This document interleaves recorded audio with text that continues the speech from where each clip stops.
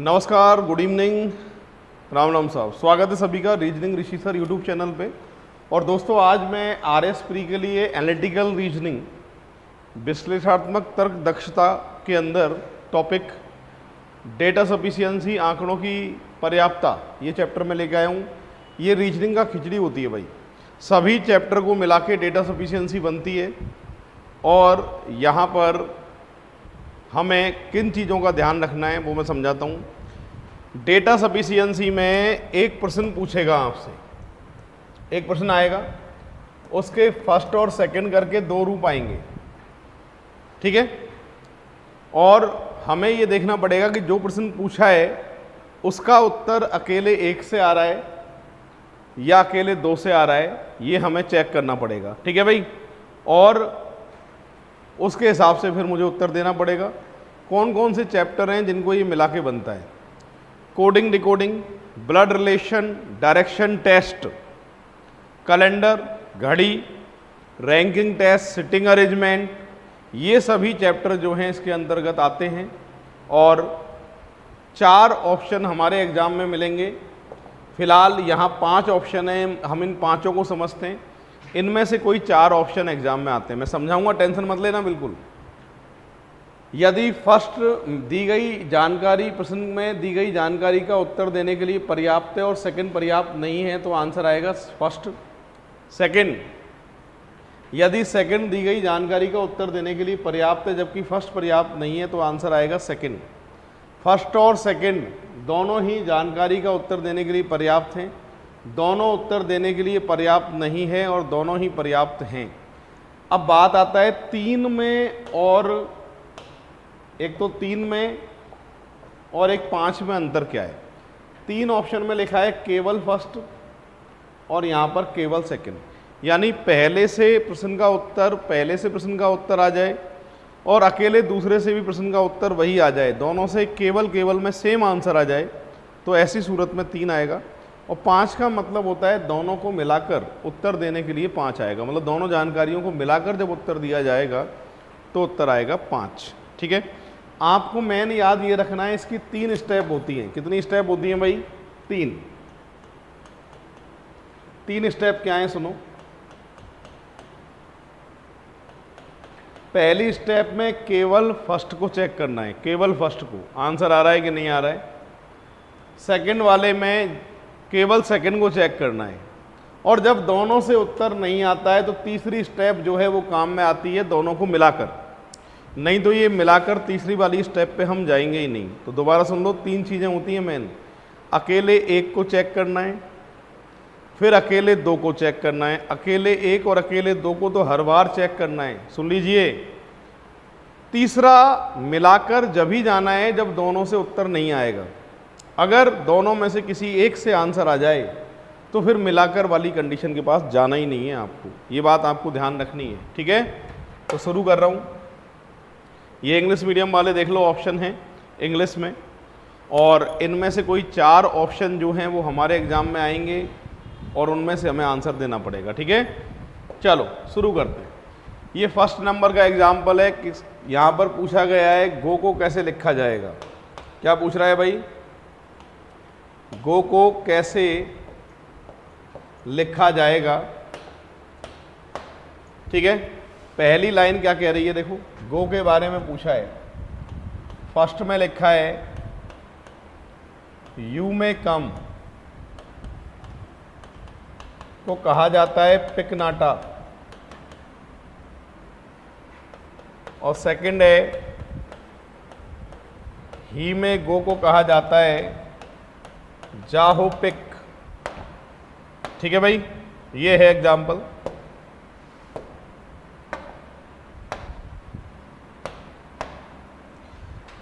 अब अकेले एक से देखना है उत्तर आ रहा है कि नहीं आ रहा है।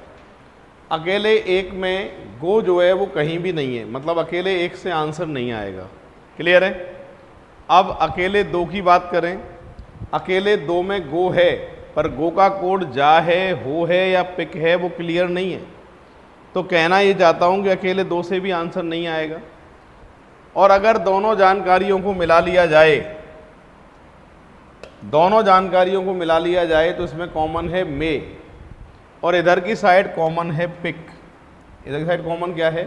पिक है। तो कहना ये चाहता हूँ कि मे का कोड तो आ रहा है, अगर मुझसे मे का कोड पूछा जाता तो दोनों जानकारियों को मिलाकर उत्तर देने के लिए पर्याप्त होता। पर ऐसी सूरत में ना तो अकेले एक से उत्तर आ रहा है, ना अकेले दो से आ रहा है, दोनों को मिला दिया है तो भी मुझे गो का कोड क्लियर नहीं है। ऐसी सूरत में उत्तर आएगा 4। और 4 नंबर पे मैंने क्या लिखा था, पढ़ना एक बार। 4 नंबर पे लिखा था कि जब फर्स्ट और सेकंड दोनों किसी भी से भी आंसर नहीं आएगा, दोनों को मिलाकर भी नहीं आएगा, कैसे भी नहीं आएगा, तो ऐसी सूरत में कितना उत्तर दिया जाएगा? 4 उत्तर जाएगा। करेक्ट आंसर आएगा इसका 4। ठीक है, पूरी क्लास देख लो एक बार, फिर चलते हैं आगे नेक्स्ट एग्जाम्पल की तरफ। यहाँ पर सेकंड नंबर का एग्जाम्पल है PQRSTV, कौन सबसे भारी है? ये प्रश्न आपसे पूछा गया है। फर्स्ट में कह रहा है P और Q, P और Q, P और S, सॉरी P और S जो हैं वो Q, T और V से भारी हैं, लेकिन उनमें से कोई भी सबसे भारी नहीं है। सबसे भारी इनमें से कोई भी जो है वो सबसे भारी नहीं है, ये पूछ रहा है। ठीक है, इनमें से कोई भी जो है वो सबसे भारी नहीं है। तो भारी का जो दावेदार है वो कौन है बेटा? R है। कौन है? R। दोबारा देख लो, P और S QTV से भारी हैं, लेकिन उनमें से कोई भी सबसे भारी नहीं है। भारी का जो दावेदार है वो कौन है? R। अकेले एक से उत्तर आएगा। अब अकेले 2 से देख रहा हूँ मैं, हालांकि पूरा क्रम नहीं बन रहा है, पर जो प्रश्न पूछ रहा है उसका आंसर आ रहा है, तो आंसर जो आ रहा है वो आ रहा है। अगले में देखो PS से भारी है लेकिन R से हल्का है। ठीक है, तो ये बचे हुए 3 हैं, जो बचे हुए 3 हैं उनके बारे में जानकारी नहीं है, तो आगे आएंगे या पीछे आएंगे तो अकेले 2 से आंसर नहीं आएगा। ठीक है, और जब भी अकेले 1 से आंसर आता है तो ऐसी सूरत में मैंने जो ऑप्शन बताए थे आपको, पहला ऑप्शन देखिए, केवल फर्स्ट दी गई जानकारी का उत्तर देने के लिए पर्याप्त होता है, जबकि सेकंड पर्याप्त नहीं होता है। ऐसी सूरत में उत्तर आता है 1। तो फिलहाल यहाँ जो आंसर आएगा वो कितना आएगा भाई? 1 आएगा। फर्स्ट पर्याप्त है और सेकंड पर्याप्त नहीं है। पूरी क्लास पढ़ लो एक बार, तो देख लो एक बार सभी, ऐसे कि ऐसे बढ़ते हैं आगे। ये कह रहा है M और F के बीच में क्या संबंध है? केवल फर्स्ट से देखते हैं। फर्स्ट में कह रहा है M के 2 बेटे हैं जिनमें से एक है B, अकेले एक से नहीं आ रहा है। F की माँ के 2 बेटे हैं, F की माँ के 2 बेटे हैं D और B। ठीक है, तो यहाँ आपस में संबंध इनका माँ और पुत्र का आ रहा है, पर यहाँ पर अकेले सेकंड से भी नहीं आएगा। क्यों नहीं आएगा? क्योंकि यहाँ पर सेकंड में M नहीं है, जबकि दोनों जानकारियों को मैं मिला दूँ, तो दोनों को मिला दूँ तो यहाँ पर माँ पुत्र का या माँ और बेटी का जो है वो संबंध आएगा। तो उत्तर जो आएगा वो दोनों जानकारियों को मिला के आएगा। अकेले फर्स्ट से नहीं आ रहा है, अकेले सेकंड से नहीं आ रहा है, दोनों को मिला दूं तो इन जानकारियों का उत्तर देने के लिए पर्याप्त है। तो इसलिए करेक्ट आंसर अपना आएगा 5। पूरी क्लास देख लो एक बार और फिर अगले एग्जाम्पल की तरफ बढ़ते हैं। लो, ये डायरेक्शन टेस्ट का एग्जाम्पल है। V से किस दिशा की ओर H है? 2 पॉइंट हैं, अकेले एक को चेक करिए, नहीं आए तो अकेले 2 को चेक करना और फिर दोनों से। ठीक है, करो ट्राई एक बार।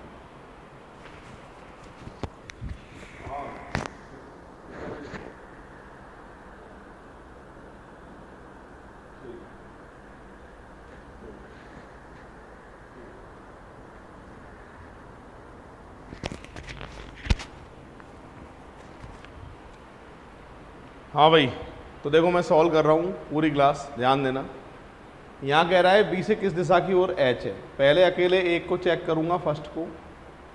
एस के दक्षिण में है, एस जो है वो के दक्षिण में है, जो बी के पश्चिम में है। बी के पश्चिम में कौन है भाई? के। बी के पश्चिम में कौन है? के।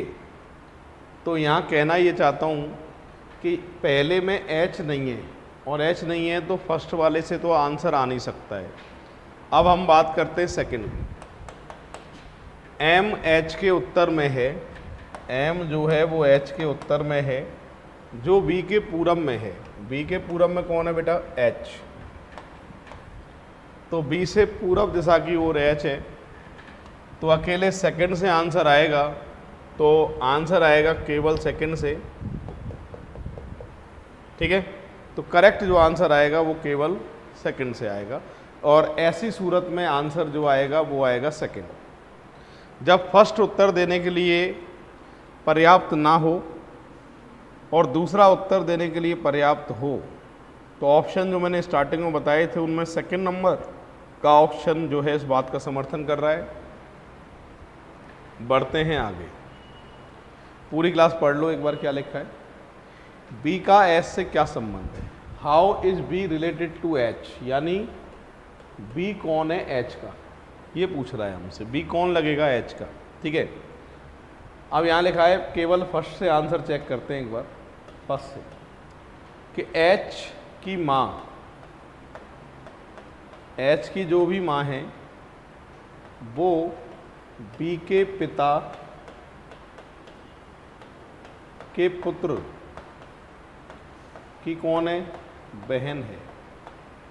एच की जो माँ है वो बी के पिता के पुत्र की बहन है। तो एरो एक ही डायरेक्शन में करने मुझे, तो यहाँ पर एरो जो है वो एक ही डायरेक्शन में करने। ये माँ है तो ये इसका पुत्र भी हो सकता है, पुत्री भी हो सकती है। क्लियर है?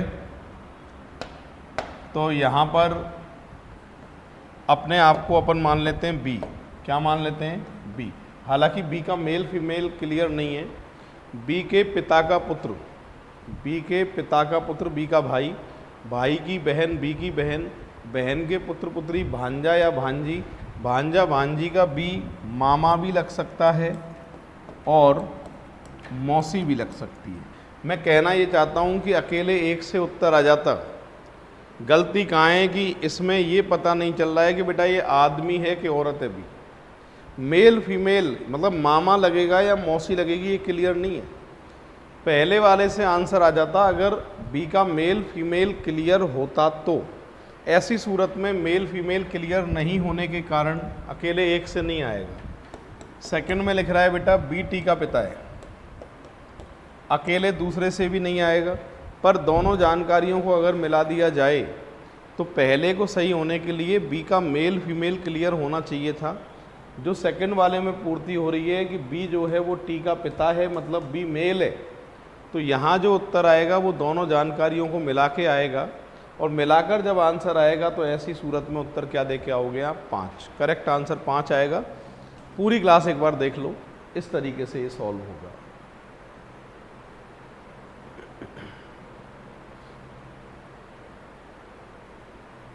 बढ़ते हैं आगे, पूरी क्लास पढ़िए। 6 नंबर का एग्जाम्पल है। माधव की बहन और माँ दोनों सही हैं। सही हैं से मतलब इनको अच्छी तरह याद है। माधव का जन्मदिन क्या है, मतलब कब आता है माधव का जन्म, ये पूछ रहा है। तो अकेले फर्स्ट की जानकारी को हम पढ़ते हैं, सुनिए। अकेले एक से उत्तर निकालने की कोशिश करते हैं। माधव की माँ माधव की बहन को याद है, बहन को याद है कि माधव का जन्म 20 से पहले 17 के बाद, यानी 18-19। ना तो 17 को आता है जन्म, ना 20 को आता है, इन दोनों के बीच में कोई डेट पे आता है। और माधव की माँ को अच्छी तरह याद है, माधव की माँ को अच्छी तरह याद है कि 18 के बाद आता है और बेटा 23 से पहले आता है। इसका मतलब 19, 20, 21, 22 ना तो 18 को आता है ना ही 23 को आता है।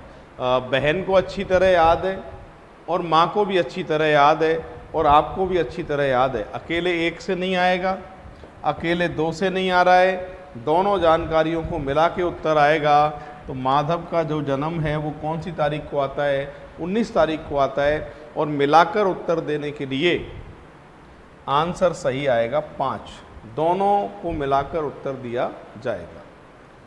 देख लो एक बार सभी, करेक्ट आंसर आएगा इसका 5। बढ़ते हैं आगे। अगला एग्जाम्पल है, पूरी क्लास पढ़ लो एक बार। एम, जे, के, पी और टी में से कौन सबसे अधिक ऊंचा है? के एम और टी से ऊंचा है परंतु जे और पी से छोटा है। सेकंड में लिखा है पी सबसे अधिक ऊंचा नहीं है। तो आंसर कैसे आएगा? सबसे अधिक ऊंचा कौन होगा ये पता करना है। तो पूरी क्लास देखिए बोर्ड पे, केवल फर्स्ट वाले को चेक करते हैं। फर्स्ट वाले में लिखा है के जो है वो एम और टी से ऊंचा है परंतु जे और पी से छोटा है। जे और पी से छोटा है। क्लियर है? अकेले एक से आंसर नहीं आ रहा है। अब मैं अकेले दूसरे पे जाऊंगा। क्या लिखा है कि पी सबसे अधिक ऊंचा नहीं है, तो फिर ऊंचा कौन हो जाएगा? जे। जे, पी, के, एम और टी, फर्स्ट और सेकंड दोनों को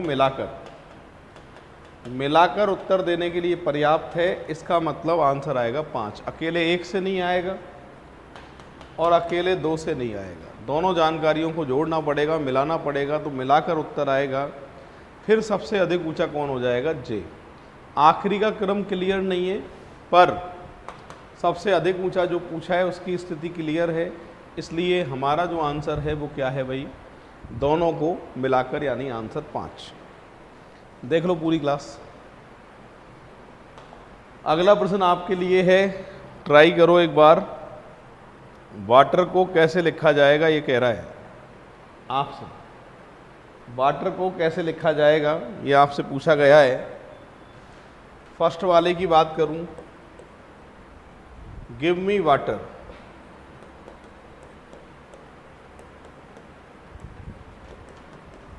को लिखा जाता है ना टॉम ओड। सेकंड, कम टू मी को लिखा जाता है टॉम हो डा। ठीक है, अब बात करें पहले और अकेले एक में जो है वाटर लिखा हुआ है पर कोड क्या है ये क्लियर नहीं है। अकेले एक से उत्तर नहीं आएगा बेटा। अब बात करें अकेले 2 की, अकेले 2 में भी वाटर है, इससे भी आंसर नहीं आएगा। अब दोनों जानकारियों को मिला लिया जाए तो दोनों जानकारियों को मिलाकर है मी और इधर है टॉम। सही है। अब बात आती है कि किसका कोड पूछा है हमसे? वाटर का। अभी भी किसी भी सूरत में उत्तर नहीं आ रहा है और जब कैसे भी उत्तर नहीं आएगा तो ऐसी सूरत में आंसर क्या दे के आओगे आप? 4 दे के आओगे। करेक्ट आंसर आएगा 4। पूरी क्लास देख लो एक बार। नेक्स्ट, अगला एग्जाम्पल, नवीन सप्ताह में किस दिन छुट्टी पर था? ये प्रश्न है हमारा। ठीक है, अब अकेले एक से देखते हैं। नवीन की माँ को गुरुवार को अस्पताल में रखा गया था। अब देखो, गुरुवार को अस्पताल में रखा गया था तो इससे ये क्लियर नहीं हो रहा है कि गुरुवार को नवीन छुट्टी पे था। ठीक है, क्योंकि माताजी को संभालने के लिए पिताजी हो सकते हैं, माताजी को संभालने के लिए बड़ी बहन हो सकती है, बड़े भाई हो सकते हैं। अकेले एक से नहीं आ रहा है। नवीन का भाई शुक्रवार को छुट्टी पर था। अब भाई से क्लियर नहीं हो रहा है क्योंकि हमें नवीन के बारे में पता करना है।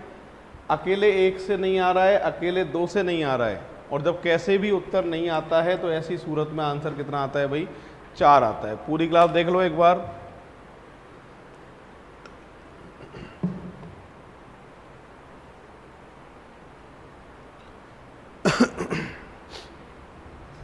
जिन्होंने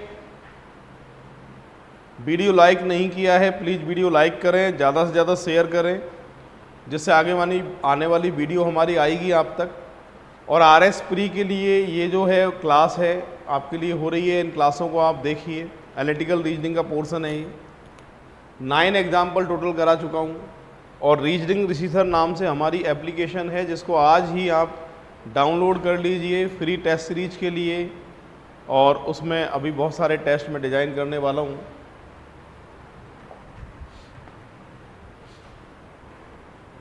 क्यू गांव के दक्षिण पश्चिम में कौन है?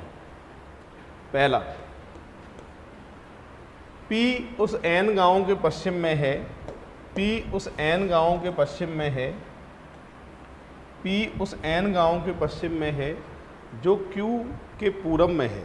अब देखो, क्यू के पूरब में एन, यहाँ लिखूँ जब भी पूरब है, यहाँ लिखूँ जब भी पूरब है, कहाँ लिखा जाएगा क्यू, ये क्लियर नहीं है। मैं कहना ये चाहता हूँ कि अकेले एक से उत्तर नहीं आएगा बेटा। सेकंड पे आ रहा हूँ। सेकंड में कह रहा है डब्लू उस एन गांव के दक्षिण में है जो क्यू के पश्चिम में है। क्यू के पश्चिम में कौन है बेटा? एन। तो क्यू के दक्षिण पश्चिम में कौन सा गांव है?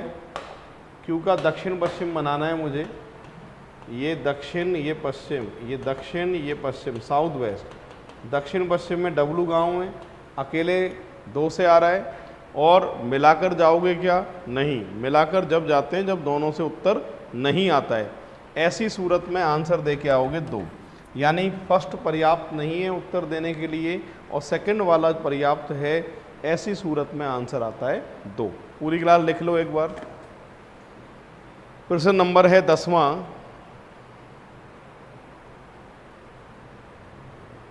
बढ़ते हैं आगे। ये थोड़ा बढ़िया लेवल वाला एग्जाम्पल है, थोड़ा सा हाई लेवल में है। पूरी क्लास पढ़ लीजिए क्या लिखा है और उसके बाद फिर हम सॉल्व करेंगे इसको। आपसे कह रहा है ABCD कार्य का प्रदर्शन 4 लगातार दिन प्रत्येक दिन अलग अलग व्यक्तियों द्वारा किया जाता है, लेकिन आवश्यक नहीं है कि क्रम सेम हो। सी अपने कार्य का प्रदर्शन किस दिन करता है, ये पूछा है। पहला प्रदर्शन 23 तारीख मंगलवार से आरंभ होगा, उसके बाद डी का प्रदर्शन होगा। सेकंड में कह रहा है ए का प्रदर्शन 25 तारीख को नहीं करना और उसके उनमें से ए और बी के बीच में एक का प्रदर्शन होता है। ओके, तो एक काम करते हैं, ट्राई करके देखते हैं इसको। अकेले एक से चेक कर रहा हूँ पहले तो। अकेले एक में कह रहा है पहला प्रदर्शन 23 तारीख, अकेले एक, पहला प्रदर्शन 23 तारीख, लगातार दिन है, ऊपर लिखा है, और ये मंगलवार से शुरू है, पहले में लिखा है।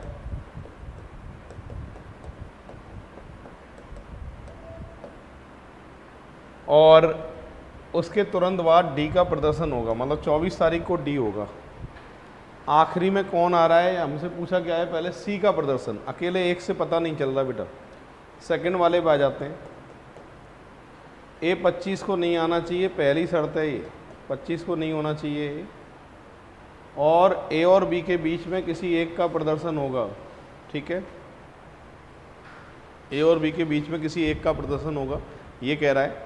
अब अकेले दूसरे से भी नहीं आ रहा है, अकेले पहले से भी नहीं आ रहा है। हमारा काम होगा दोनों जानकारियों को अपन मिला लेते हैं।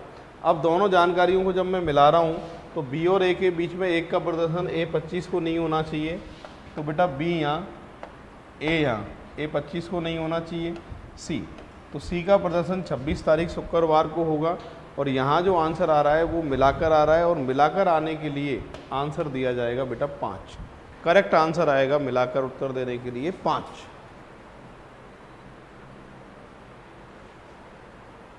बढ़ते हैं आगे। किरण मनोज से बड़ी है तथा दिलीप नीलम से बड़ा है, उनमें से सबसे छोटा कौन है? किरण नीलम से बड़ी है, मनोज दिलीप से छोटा है। ये है जानकारी।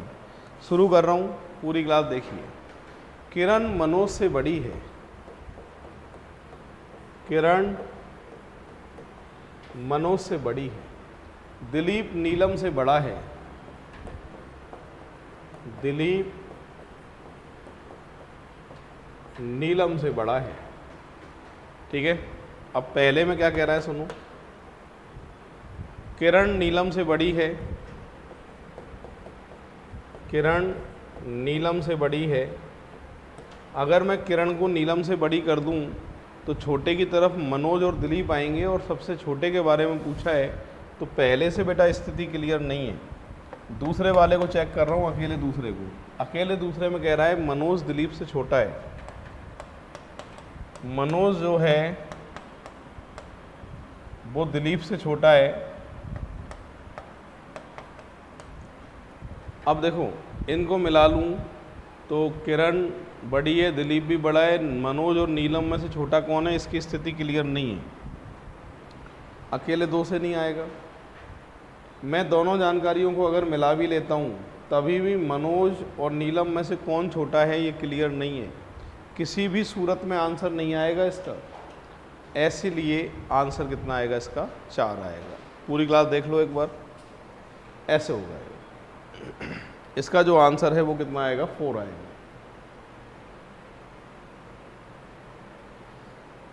बढ़ते हैं आगे। वृंदा की स्थिति उसकी कक्षा में मेधा सूची में प्रारंभ से 17वीं है। मेधा सूची में अंतिम से उसकी स्थिति क्या है, ये प्रश्न आपसे पूछ रहा है। अगर आपको ध्यान हो तो ये रैंकिंग टेस्ट का टाइप फर्स्ट है, और कुल संख्या निकालने के लिए फॉर्मूला बताया था, दाएं से स्थान प्लस बाएं से स्थान दोनों को जोड़ के लास्ट में -1 करना पड़ता है। एक सेकंड फार्मूला जो इसमें काम आएगा रैंकिंग टेस्ट का, दूसरी तरफ से स्थान निकालना बराबर होता है कुल संख्या माइनस दिया गया स्थान लास्ट में +1। निशा जिसकी स्थिति अब आगे लिखा है कि पहले में इसकी कक्षा में 70 विद्यार्थी हैं। सेकंड में कह रहा है कि निशा जिसकी स्थिति वृंदा की कक्षा में मेधा सूची में प्रारंभ से 20वीं है, उसकी स्थिति अंत से 51वीं है। तो एक काम करते हैं, शुरू करते हैं। अकेले एक से चेक कर रहा हूँ पहले, ठीक है, केवल फर्स्ट से। कुल विद्यार्थी, एक तो क्या लिखा है स्टार्टिंग में पढ़ लो पहले तो। वृंदा की स्थिति मेधा सूची में प्रारंभ से 17वीं है। वृंदा प्रारंभ से 17वीं है, और अंतिम से उसकी स्थिति क्या है, यानी दूसरी तरफ से स्थान निकालना है, ठीक है। अब फर्स्ट की बात करूं तो फर्स्ट में कुल संख्या दे रखी है 70। 70 में से 17 घटा के +1 करना है तो आंसर आएगा 54, ठीक है। केवल फर्स्ट से आंसर आ गया है अभी तो एक बार तो।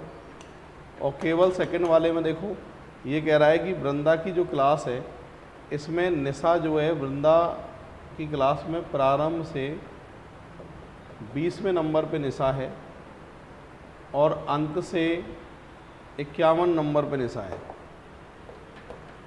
दोनों को जोड़ के -1 तो कितने आ गए, कुल संख्या 70। तो इसका दूसरी तरफ से स्थान 70 में से 17 घटा के +1 करें तो भी 54, यानी केवल फर्स्ट से भी आंसर 54 आ रहा है और केवल सेकंड से भी आंसर 54 आ रहा है। जब दोनों से केवल में सेम आंसर आ जाए एक जैसा, तो ऐसी सूरत में आंसर जो लिया जाएगा वो लिया जाएगा 3। केवल में जो कंडीशन आती है वो कितनी आती है साहब, 3 आती है। तो करेक्ट जो आंसर है वो आपका वो कितना है, 3 है। तो पूरी क्लास देख लीजिए। बढ़ते हैं आगे। यहाँ पर 14 नंबर का लिखा है, दक्षिण की ओर मुख किए लड़के खड़े हैं, रमाकांत के ठीक बाईं ओर कौन है। अब देखो मेरा मुंह ऐसे आंखों के सामने पेपर रहेगा, हमेशा अपना फेस होता है नॉर्थ में यानी उत्तर में, तो अपना राइट इधर होता है और अपना लेफ्ट इधर होता है, ठीक है। जब मैं आपकी तरफ देखूंगा तो मेरा फेस है साउथ दक्षिण में, और दक्षिण में जब भी मुंह होता है तो राइट इधर होता है और लेफ्ट इधर होता है। यहाँ सब बच्चों का मुंह दक्षिण में है तो राइट इधर मानना है, लेफ्ट इधर मानना है। पहले से चेक करके देखते हैं आंसर। चंद्रकांत, सुरेश चंद्रकांत के ठीक दाएं है। चंद्रकांत को पहले लेते हैं, चंद्रकांत का दायां इधर होगा, राइट, ठीक है। सुरेश चंद्रकांत के ठीक दाएं है, जो रमाकांत के बाएं चौथा है। रमाकांत के बाएं चौथा कौन है बेटा, चंद्रकांत। रमाकांत के बाएं चौथा, ठीक है। रमाकांत के बाएं चौथा कौन है? चंद्रकांत।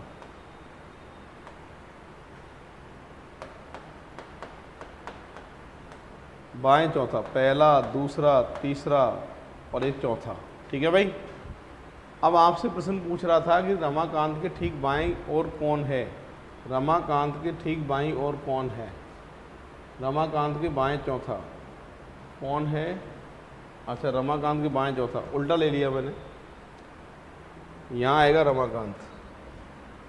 रमाकांत के बाएं चौथा, पहला, दूसरा, तीसरा और चौथा ये। ठीक है। रमाकांत के ठीक बाएं कौन है? अकेले एक से नहीं आ रहा है बेटा, सेकंड से देखो। सुरेश रमाकांत के बाएं तीसरा है।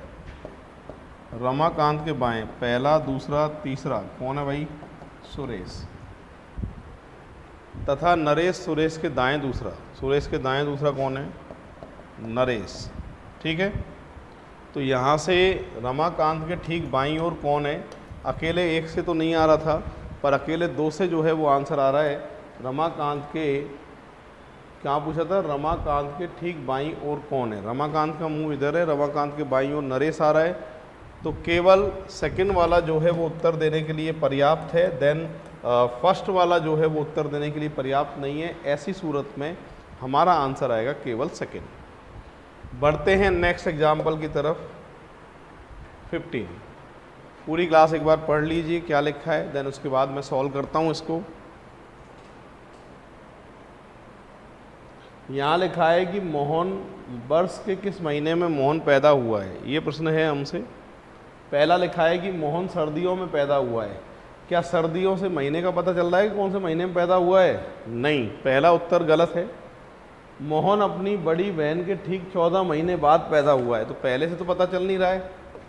और अपनी बहन से 14 महीने बाद पैदा हुआ है, जो अक्टूबर महीने में पैदा हुई थी। तो बहन जो है वो अक्टूबर में आई थी, 12 महीने बाद ही अक्टूबर आएगा। 14 के लिए 2 महीने और जोड़ेंगे, अक्टूबर बाद नवंबर और दिसंबर। पता चल रहा है बेटा, दिसंबर में पैदा हुई है, पैदा हुआ है, तो अकेले दूसरे से आंसर आएगा। केवल सेकंड जो है वो उत्तर देने के लिए पर्याप्त है। ठीक है। तो पूरी क्लास देख लो एक बार ऐसे जैसे।